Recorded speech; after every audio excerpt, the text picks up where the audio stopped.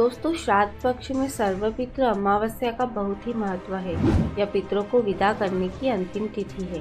यदि कोई श्राद्ध तिथि में किसी कारण से श्राद्ध न कर पाया हो या फिर श्राद्ध की तिथि मालूम न हो, तो सर्वपितृ श्राद्ध अमावस्या पर श्राद्ध किया जा सकता है। इस तिथि पर श्राद्ध करने के पीछे भी एक कथा कही गई है। क्या है वो कथा, आइए जानते हैं आज के इस वीडियो में। नमस्कार, स्वागत है आप सभी का festivals of India YouTube channel पर। दोस्तों, मत्स्य पुराण के अनुसार देवताओं के पितृगण अग्निश्वात्र जो सोमपत लोक में निवास करते हैं, उनकी मानसी कन्या अक्षोदा घोर तपस्या कर रही थी। वह तपस्या में इतनी लीन थी कि देवताओं के 1000 वर्ष बीत गए। उसकी तपस्या के तेज से पितृलोक भी प्रकाशित होने लगा और सभी श्रेष्ठ पितृगण अक्षोदा को वरदान देने के लिए एकत्र हुए।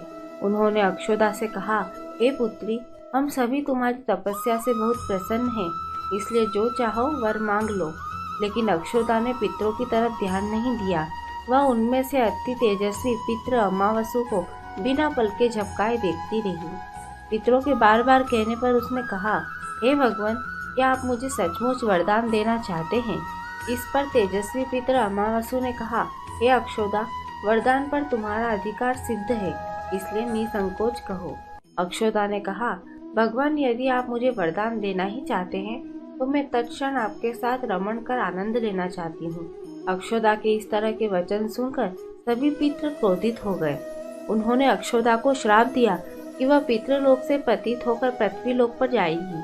पितरों के इस तरह श्राप दिए जाने पर अक्षोदा पितरों के पैरों में गिरकर रोने लगी। उसके इस तरह से रोने पर पितरों को दया आ गई। उन्होंने कहा कि अक्षोदा, तुम पतित योनि में श्राप मिलने के कारण मत्स्य कन्या के रूप में जन्म लोगी। पितरों ने आगे कहा कि भगवान ब्रह्मा के वंशज महर्षि पाराशर तुम्हें पति के रूप में प्राप्त होंगे। तुम्हारे गर्भ से भगवान व्यास जन्म लेंगे। उसके उपरांत भी अन्य दिव्य वंशों में जन्म लेते हुए तुम श्राप मुक्त होकर पुनः पितृलोक में वापस आ जाओगी। पितरों के इस तरह कहे जाने पर अक्षोदा शांत हुई। अक्षोदा के इस अधर्म के कार्य को अस्वीकार करने पर सभी पितरों ने अमावसु के ब्रह्मचर्य और धैर्य की सराहना की एवं वरदान दिया कि यह अमावस्या की तिथि अमावसु के नाम से जानी जाएगी। जो प्राणी किसी भी दिन श्राद्ध न कर पाए, वह केवल अमावस्या के दिन श्राद्ध तर्पण करके सभी बीते 14 दिनों का पुण्य प्राप्त करते हुए अपने पितरों को तृप्त कर सकते हैं। दोस्तों, तभी से प्रत्येक माह की अमावस्या तिथि को सर्वाधिक महत्व दिया जाता है और यह तिथि सर्वपितृ श्राद्ध के रूप में भी मनाई जाती है। और अपने उसी पाप के प्रायश्चित हेतु कालांतर में यही अक्षोदा महर्षि पाराशर की पत्नी एवं वेदव्यास की माता सत्यवती बनी। तत्पश्चात समुद्र के अंशभूत शांतनु की पत्नी हुई और 2 पुत्र चित्रांगद तथा विचित्र वीर्य को जन्म दिया।